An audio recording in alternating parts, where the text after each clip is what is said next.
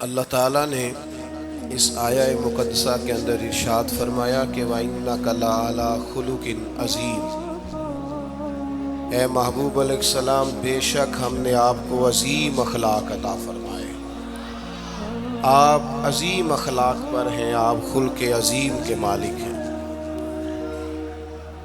انسانی زندگی کے اندر کچھ چیزوں کی اور کچھ رویوں کی بڑی زیادہ ضرورت ہوتی ہے۔ یہ جو انسان کے اخلاقی رویے ہوتے ہیں نا، یہ بھی بڑی اہم ضرورت ہوتے ہیں انسانی زندگی کو گزارنے کے لیے۔ اگر رویوں میں اخلاق نہ ہو، لہجوں میں خوبصورتی نہ ہو، تو انسان کے لیے وقت گزارنا نہایت مشکل ہو جاتا ہے۔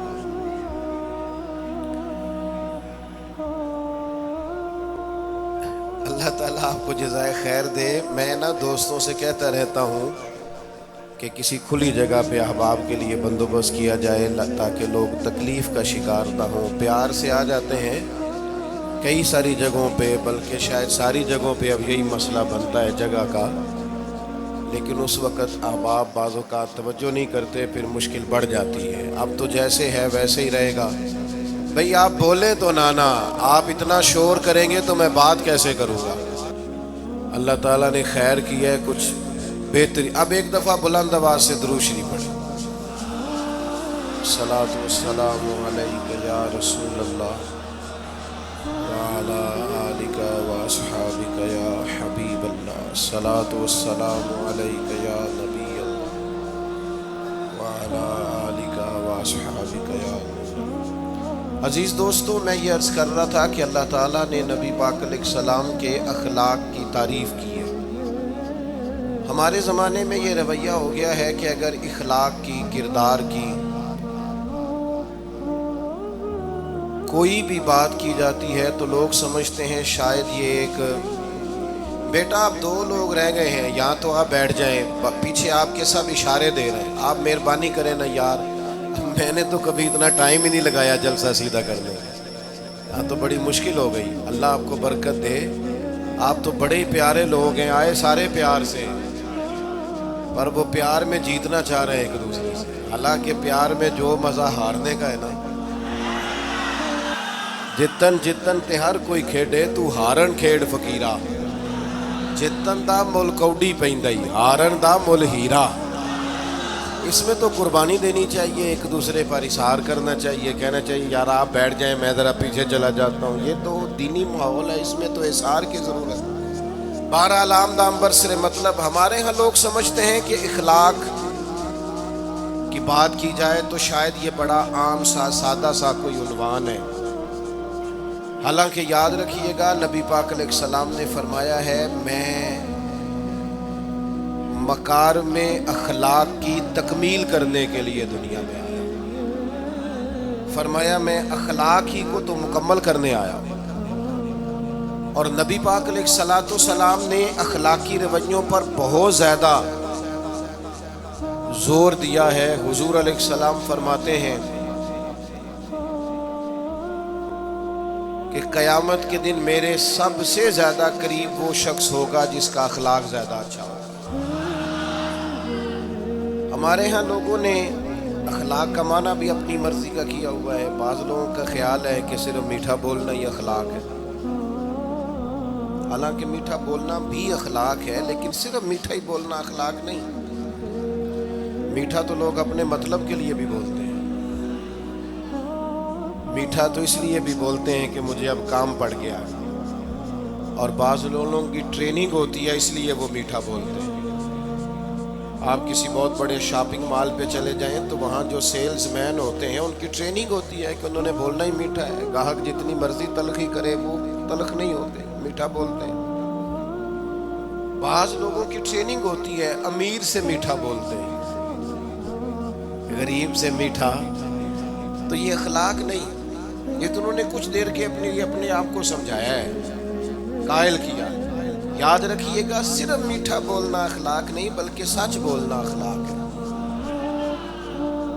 صبر، تحمل، بردباری، وفاداری، اور بلند ترین اخلاق کا مالک وہ بندہ ہوتا ہے جو خوددار ہوتا ہے، کسی دنیا دار کے سامنے ہاتھ نہیں پھیلاتا، اللہ تعالیٰ نے جو اسے دیا ہوتا ہے اس پر راضی رہتا ہے، اس کے مزاج میں، اس کی کو ذرا کم کر دیں جی، اس کے مزاج میں لالچ نہیں ہوتا، ہرس، ہوس، طمع، مفاد پرستی، یہ چیزیں جس آدمی کے مزاج میں نہیں ہوتی وہ شخص با اخلاق ہوتا ہے، اور بندے میں مروت ہو، وفاداری ہو، خلوص ہو، للہیت ہو تو بندہ با اخلاق ہے۔ میرے دوستو، جس طرح ہم اپنا مکان محنت کر کے تعمیر کرتے ہیں، اور تھوڑا سا بھی درزی اگر کپڑے میں فرق پیدا کر دیتا ہے تو ہمارے لیے مشکل ہوتا ہے پہننا، ہم محنت کر کے تعمیر کرتے ہیں لباس کی، ہم اپنے لیے تعمیر کرتے ہیں چیزوں کو کہ بالکل ٹھیک اور پرفیکٹ چیزیں ہونی چاہیے، اسی طرح ہمیں اپنے کردار کو بھی تعمیر کرنا پڑتا ہے، اس پر ہمیں محنت کرنی پڑتی ہے، جس چیز پر بھی محنت کی جاتی ہے وہ قیمتی ہو جاتی ہے۔ جب ہم تھوڑی محنت اپنے اخلاق پر بھی کریں گے نا، اپنے رویوں پر بھی کریں گے تو اس میں بھی بہتری آ جائے گی۔ اصل مسئلہ یہ ہوا ہے امت کے ساتھ کہ ہم نے یہ سمجھنا شروع کر دیا ہے آج کے دور میں کہ شاید لوگ صرف تقریر ہی سنیں گے، شاید لوگ صرف تصویر ہی دیکھیں گے، شاید لوگ صرف ہمارا آنا جانا، دبدبا، استقبال، پروٹوکول دیکھیں گے۔ حالانکہ یاد رکھنا، سب سے زیادہ جو چیز تبلیغ کرتی ہے وہ انسان کا کردار ہوتا ہے، وہ اس کا اخلاق ہوتا ہے۔ بہت سارے بزرگ تو ایسے جو تقریریں کرتے ہی نہیں تھے، اعلیٰ حضرت بریلوی رحمۃ اللہ علیہ تو کبھی کبھار کوئی گفتگو کرتے تھے، تقریر ہوتی نہیں تھی، لیکن ان کے کردار کی خوشبو ایسی تھی جو پاس بیٹھتا تھا درد والا ہو جاتا تھا، جو قریب رہتا تھا اس میں خلوص آ جاتا تھا۔ آپ جو اٹھتے بیٹھتے چلتے پھرتے کہتے ہیں اسی سے پتہ چل جاتا ہے کردار کس طرح کا ہے۔ اس کے لیے آپ کو، اور ویسے بھی امام راضی رحمۃ اللہ علیہ سے کسی نے کہا تھا با اخلاق کون ہوتا ہے؟ فرمایا جسے نیکیاں کرنے میں تکلف نہ کرنا پڑے،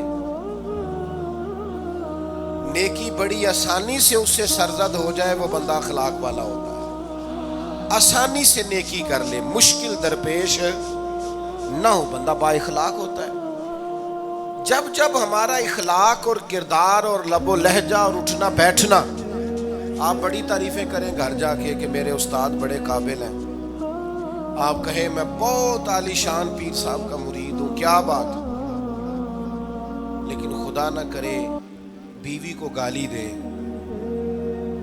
تو وہ اسی وقت کہہ دے گی یہ سکھایا تجھے تیرے پیر صاحب نے، یہ استاد صاحب سے سبق پڑھ کے آیا، یہ اس تنظیم کا آدمی ہے۔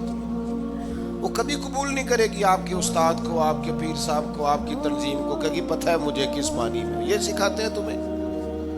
جب تک اخلاقی رویہ بدل نہیں جاتا، آپ کہیں میں بڑی محافل کراتا ہوں، میں بہت بڑا آدمی ہوں اور میں بڑے دینی کام کرتا ہوں اور میں اپنے اوپر لیبل رکھتا ہوں، لیکن آپ کا دوستوں کے ساتھ اٹھنے بیٹھنے میں حلال حرام کی تمیز میں ہی کوئی خیال نہ ہو تو کوئی نہیں مانے گا آپ کی بات۔ ہمارے ہاں سنت شریعت کا بھی ہم نے اپنی مرضی کا نام رکھ لیا نا۔ میں نے الحمدللہ زندگی میں داڑھی نہیں کٹوائی، مجھے کبھی خط بھی نہیں کرانا پڑا، شروع سے رکھی ہے، اور امامہ تو اب ایسے محسوس ہوتا ہے طبیعت کا حصہ بن گیا ہے۔ یہ عظیم سنتیں ہیں رسول پاک کی۔ میری طرح کے ایسے لوگ بھی پہن لیں جو بالکل خوبصورت نہیں ہوتے تو داڑھی پگڑی سے وہ بھی کبھی کبھی اچھے لگنے لگ جاتے ہیں، لیکن صرف داڑھی اور پگڑی حضور کی سنت نہیں، یہ بھی آپ نے سچ غور کرنا ہے اس پر بھی۔ صرف دین کا لباس پہننا ہی حضور کا طریقہ نہیں، اخلاق اور کردار کو سمجھیں۔ حضور کی جو سنت سب سے پہلے لوگوں میں معروف ہوئی تھی، جس سے تعارف ہوا تھا، وہ تو صادق اور امین ہونا ہے۔ او بھائی سچ بولنا بھی تو حضور کی سنت ہے نا، دیانتدار رہنا بھی تو نبی پاک کا طریقہ ہے نا۔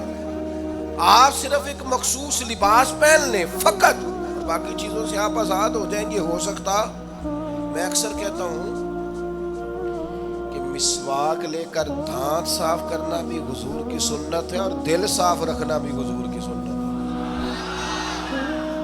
صرف مسواک والی سنت پہ غور ہے، ترمذی میں حدیث ہے، حضور علیہ السلام نے فرمایا اے انس ہے میرے بیٹے، تم سے ہو سکے تو صبح اس حال میں کرنا کہ تمہارے دل میں کسی کا بغض نہ ہو۔ اور حضور فرمانے لگے یہ میری سنت ہے، صبح اٹھتے ہی پہلے دل کو ٹٹولنا، اس میں کسی کے لیے عداوت نہ۔ اخلاقی رویوں پر توجہ دینے کی ضرورت۔ ہم میں سے نا بہت سارے لوگوں کی شان ہوتی ہے، پیر صاحب کی، علامہ صاحب کی، استاد ہوں، میں ٹیچر ہوں، میں پڑھا لکھا ہوں، میں مالدار ہوں، میں گھر کا بڑا ہوں۔ ہم خود بخود اپنی کوئی نہ کوئی شان بنا لیتے ہیں۔ کوئی آپ کی کسی نسبت سے عزت کرے تو اچھی بات، ہم خود بخود اپنی کوئی شان بنا لیتے ہیں، پھر ہم عزت کا مطالبہ کرتے ہیں۔ نتیجہ کیا نکلتا ہے؟ نتیجہ یہ نکلتا ہے جہاں ہمیں احترام کرنا چاہیے وہاں بھی ہم احترام کر نہیں پاتے۔ وہ میرے دوستو یاد رکھو، سیدہ عائشہ صدیقہ رضی اللہ تعالیٰ عنہ فرماتی ہیں نبی پاک علیہ السلام جتنی دیر گھر رہتے تھے نا، گھر کا کوئی نہ کوئی کام ہی کرتے رہتے تھے۔ کوئی حرج والی بات ہے اگر آپ ہر مطلب گھر میں جا کے بیٹھ کے اتنا لمبا سفر طے کر کے آئے لیکن اندر جا کے بیٹھتے ہی کہا پانی کا گلاس لاؤ، بھئی آپ بھی تو لے سکتے ہیں، کوئی حرج والی بات ہے؟ یہ باتیں کرنے کرانے کی ہیں کہ خود سے کام کر لینا سنت ہے؟ آپ نے 2 منٹ لگائے ہیں اور آپ نے کسی پر روب ڈال کے آپ فارغ ہو گئے۔ اخلاقی رویوں میں سب سے زیادہ ضروری تو دوسرے کا احساس کرنا ہوتا ہے۔ اخلاقی رویوں میں سب سے زیادہ حاجت تو دوسرے کی تکلیف اور شدت کا احساس کرنے کی ہوتی ہے۔ میرے اسا فرمایا کرتے تھے 10 منٹ کیوں انتظار کراتے ہو لوگوں کو؟ تم نے ممبر پہ کہا تھا میں 2:15 بجے جماعت کراؤں گا، 2:16 کیسے ہو گئی؟ تمہیں اس کا پاس ہونا چاہیے تھا، تمہیں خیال ہونا چاہیے تھا کسی شخص کو کسی وجہ سے کوئی تکلیف، کوئی کسی اذیت کا شکار کیوں ہو، کوئی پریشان۔ میں اب تو الحمدللہ اتنی بڑی تعداد میں آ گئے کہ جگہ آپ کے لیے مشکل ہو گئی، ورنہ شروع میں جب میں محافل کا ٹائم دیتا تھا تو میں وقت پہ چلا جاتا تھا۔ اگر کسی سے کہا ہے نا کہ 6 بجے آئیں گے تو 6 بجے چلے گئے، وہ کئی والی کارا لے پوچھتے سن تسی آ بھی گئے ہو تو میں کہتا سانو تسی ویلے سمجھ لو، ہمارا مزاج نہیں ہے نا جی۔ بلکہ ایک تقریب میں مجھے دعوت دی گئی تو اس پہ لکھا تھا 6 بجے، تو میں وہاں پہنچا تو میزبان بھی نہیں آئے تھے۔ مجھے بتائیں شادی کا کارڈ سارا خاندان بیٹھ کے لکھتا ہے نا، روانگی برات 1 بجے، 1 بجے جاتی ہے برات، مشترکہ جھوٹ بولا سارے خاندان نے۔ یہ رونے کی بات ہے، ہنسنے کی تھوڑی ہے۔ مسلمان اور جھوٹ بولے، مشترکہ طور پہ کہا یہ جھوٹ ہے۔ محفل ہوگی بعد از نماز عشاء تو ختم کب ہوگی یہ بھی تو بتائیں۔ آپ نے قوم کو تو ایک شخص کا بتایا تھا کہ فلاں صاحب خطاب کریں گے، یہ مقامی، قومی، عالمی شہرت یافتہ، یہ کہاں سے آ گئے؟ کیوں تکلیف دی گئی؟ بلکہ ہم نے تو منصوبہ بندی کی ہے کہ لوگ ہمارے جلسوں میں نہ آئیں۔ ستائے اتنا ہے، ایک جگہ پہ میں حاضر تھا تو 1:30 بجے مجھے مائک دے رہے تھے، اب تو میں جاتا نہیں ہوں، رات کو چھوڑ دیا ہے۔ 1 بجے رات کو مائک دے رہے ہیں تو نقیب بیچارہ رٹی رٹائی بات کر رہا ہے، کہتا ہے بلا تاخیر۔ میں نے کہا ابھی بھی بلا تاخیر ہے، کر لو تھوڑی تاخیر۔ خدا کے بندو ختم کرو، آدھے گھنٹے میں مسئلے کی سمجھ آ جاتی ہے، ایک پیغام دو، بات ختم ہو گئی۔ اتنا الجھاؤ اور اتنا بات کو کھینچنے کا معنی کیا؟ اپنے رویوں کے اندر میں چلا گیا 6 بجے تو میزبان صاحب بھی نہیں آئے تھے، تو وہ تقریب کب شروع ہوئی؟ 9 بجے۔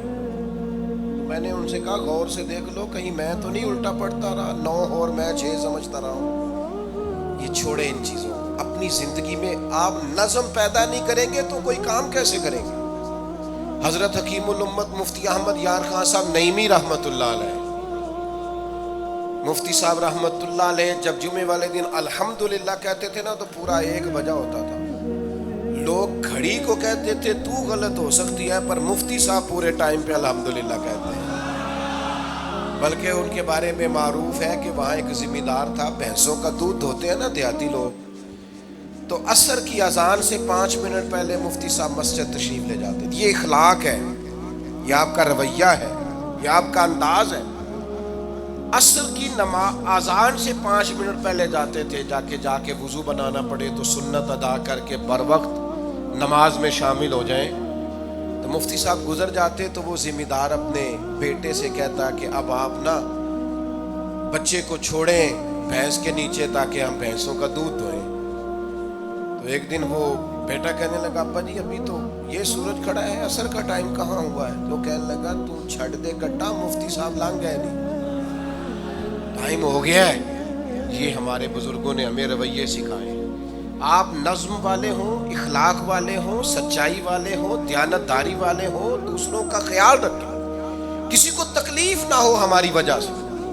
پتہ ہے رسول پاک صلی اللہ علیہ وسلم کی بارگاہ میں آ کے عرض کیا گیا یا رسول اللہ یہ ہمارے امام صاحب بہت لمبی نماز پڑھاتے ہیں. صحیح حدیث میں موجود ہے، نماز ہی پڑھاتے تھے نا، قرآن ہی پڑھتے ہوں گے نا، کتنا اعزاز والا کام ہے. یا رسول اللہ یہ بہت لمبی نماز پڑھاتے ہیں.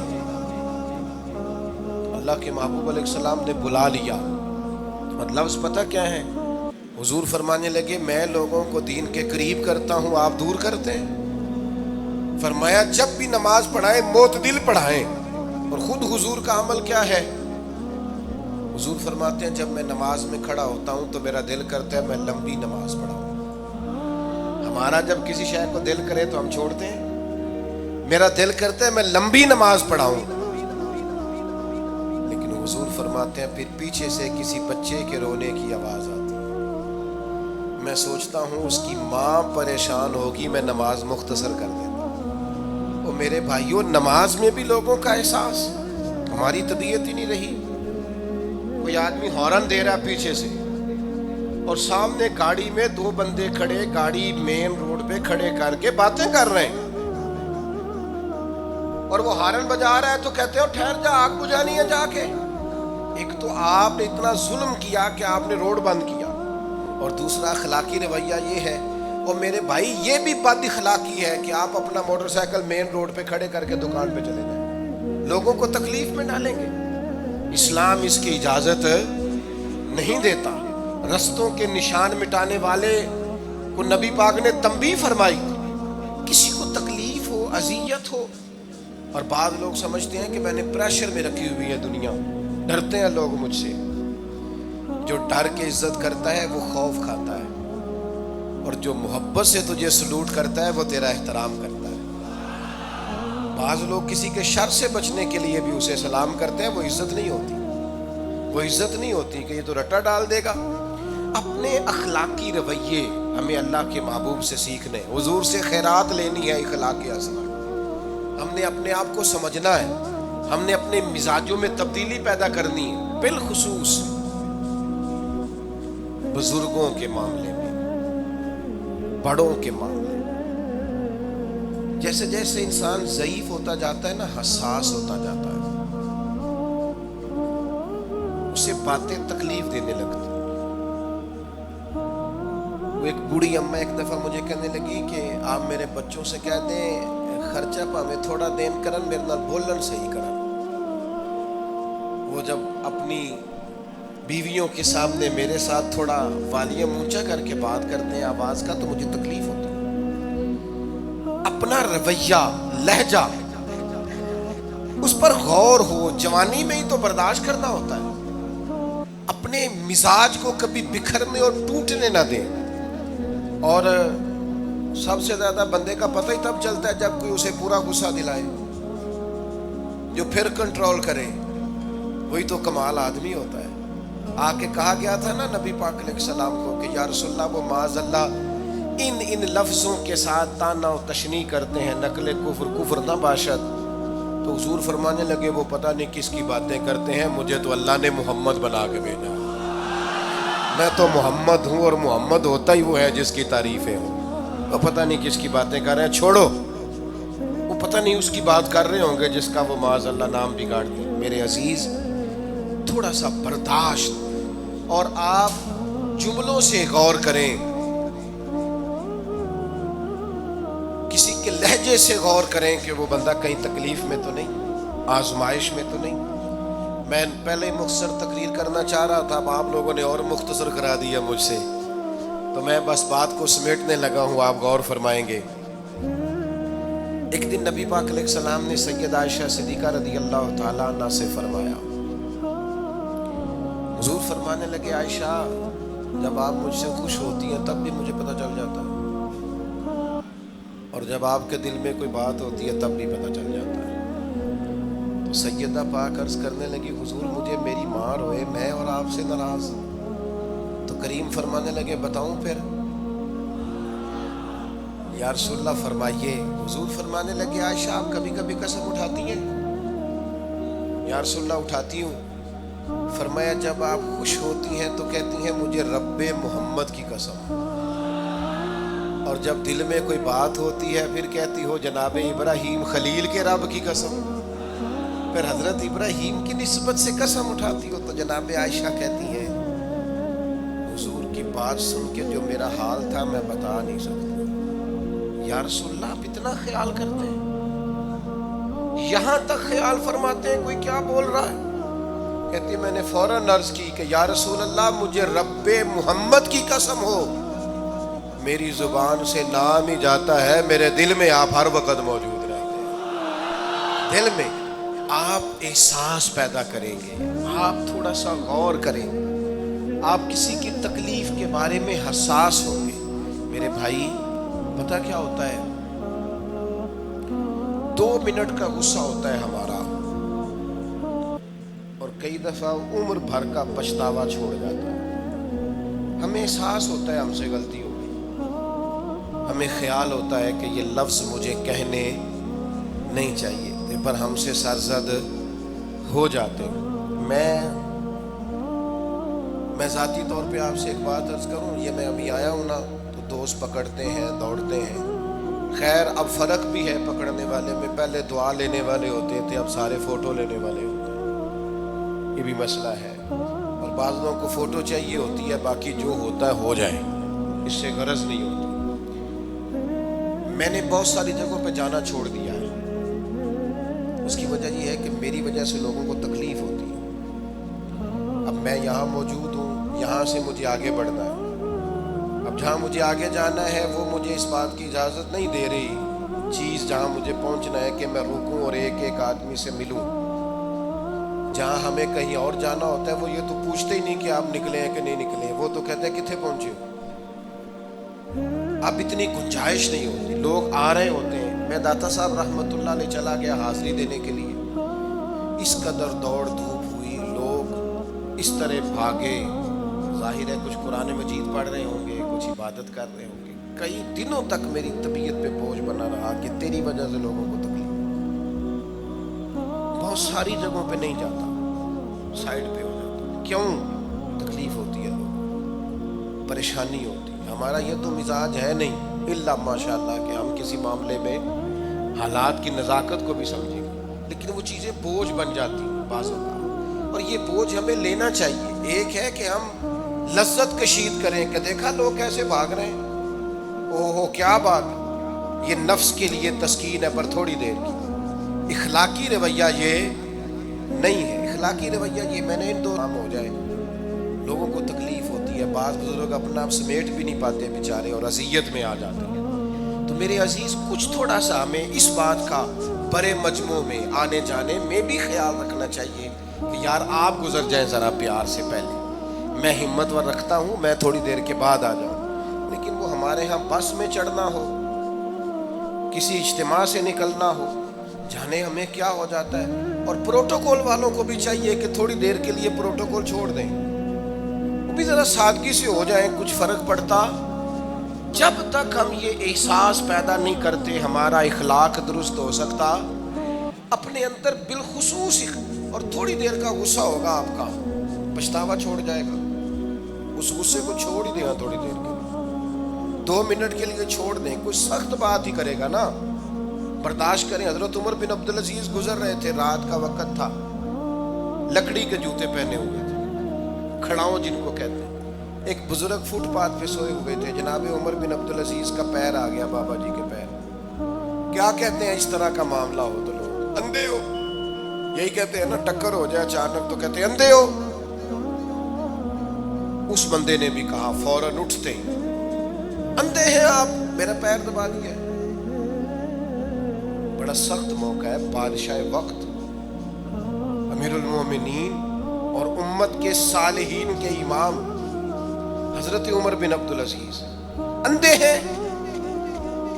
تو یہی موقع ہے، یہاں تو آپ اینٹ کا جواب پتھر سے دے لیں، یہاں پھر آپ ذرا چپ کر جائیں اور اس کوڑے گھونٹ کو 1 منٹ کے لیے پی کے دیکھیں، پھر اس کی شفا کتنی ہے. حضرت عمر بن عبدالعزیز ہنس پڑے، فرمانے لگے نہیں بزرگوں، اندھا نہیں ہوں، مجھے نظر آتا ہے. وہ جو 7 سپاہی تھے نا، یہ کیتلی چائے سے زیادہ گرم ہوتی ہے ہمیشہ، انہوں نے تلواریں نکال لی. آپ نے فرمایا تمہیں کیا ہوا؟ حضور اس بے ادب نے آپ کو اندھا کہا ہے. فرمانے لگے نہیں کہا. کہا جناب کہا ہے؟ فرمایا نہیں کہا. میں کہا ہے جناب نہیں کہا. تو آپ فرمانے لگے بابا جی آپ سے بات کر رہے تھے مجھ سے کر رہے تھے؟ کہا جی آپ سے ہی بات کر رہے تھے. تو فرمانے لگے انہوں نے مجھے اندھا نہیں کہا، انہوں نے تو ایک سوال پوچھا ہے. ہاں، جتن جتن ہر کوئی کھیڈے تو ہارن کھیڈ فقیرا. اوے جتن دا مل کوڈی پیندائی، ہارن دا مل ہیرا. انہوں نے کہا بابا جی نے سوال پوچھا، انہوں نے پوچھا ہے اندھے تو نہیں؟ تو میں نے جواب دے دیا نہیں مجھے نظر آتا ہے. اس میں جھگڑے والی کون سی بات ہے؟ اتنا سا ہی تو مسئلہ ہے. اگر اس کا غصہ بنا لیا جاتا اور سخت رد عمل دیا جاتا تو عمر بھر پچھتاوا رہتا. والد صاحب کے سامنے تو میرے خیال ہے کر ہی لیں گے، ایسا کر لیں گے نا. اگر وہ غصہ کریں تو کہیں گے نا ابا جی جیسے آپ کہتے ہیں ہو جائے گا، مشکل تو نہیں. اماں جی کے سامنے تو کر لیں گے نا. اے جنہ دی مووی بن رہی صرف اے نہیں ہاں نہ کر رہے، گل پکی نہ ہو جائے، باقی بول رہے ہیں ماشاءاللہ سے. والد صاحب کا غصہ برداشت کر لیں گے انشاءاللہ، بزرگوں کا برداشت کر لیں گے. سید صاحب ہیں، عالم ہیں، کوئی بزرگ ہیں، اگر کبھی کسی وقت سمجھانے کے لیے کوئی تنبیہ کر دیں تو قبول کر لیں گے انشاءاللہ. نوجوانوں سے کہتا ہوں اگر جوانی اللہ نے عطا کیا تو پھر حوصلہ بھی ہونا چاہیے. اور آخری بات آپ سے یہ ہے، ہر نماز میں ہر موقع پر فلسطین کے لیے دعا کریں اور اپنے اندر ان کی حمایت کا جذبہ بھی پیدا کریں. امت ایک جسم کی طرح ہے، اگر آج امت ان کا احساس نہیں کرے گی تو پھر یہ امت واحدہ ہونے کا ثبوت نہیں دے گی. اللہ کی بارگاہ میں یہ دعا ہے، اللہ ان مجاہدین کی مدد فرمائے، اسلامی حکمرانوں کو غیرت ایمانی نصیب کرے، اور اللہ تعالیٰ انہیں اخلاص کے ساتھ دین کے لیے اکٹھے ہونے کی توفیق عطا فرمائے. محفل آگے چلے گی، جاری رہے گی نا؟ آپ لوگ تشریف رکھیں. مجھے بتا رہے ہیں کہ محفل آپ کی جاری ہے، پروگرام چلے گا نا؟ نعت شریف خود ہی تو کہہ رہے ہیں چلے گی. اللہم صلی علی سیدنا مولانا محمد معدن الجود والکرم وآلہ وبارک وسلم. اللہ ہماری حاضری قبول فرما. جن دوستوں نے یہ بندوبست کیا ہے انہیں بہترین صلہ عطا فرما. اللہ تعالیٰ امت کی خیر فرما، پاکستان پر فضل فرما، اپنی رحمتوں سے ہم سب کو مالا مال فرما، بیماروں کو شفا عطا فرما، مقروضوں کو قرض کے بوجھ سے رہائی نصیب فرما، تنگ دستوں کو وسعت عطا فرما. اللہ عالم اسلام کے حق میں رحمت والے فیصلے فرما. فلسطین کے مجبوروں کی مدد فرما، صہیونی طاقتوں کو نیست و نابود فرما. اللہ تعالیٰ دنیا ہو یا آخرت ہو ہماری پردہ پوشی فرما، ہمارے حال پہ رحم فرما، ہم سے درگزر فرما، علم نافع عمل صالح کی توفیق عطا فرما، سجدوں کا ذوق اور عبادتوں کا شوق عطا فرما، تلاوتوں کی لذت عطا فرما، اپنی رحمت اور اپنا فضل نصیب فرما. رب اغفر وارحم وانت خیر الراحمین. وصلی اللہ تعالی علی حبیبہ سیدنا و مولانا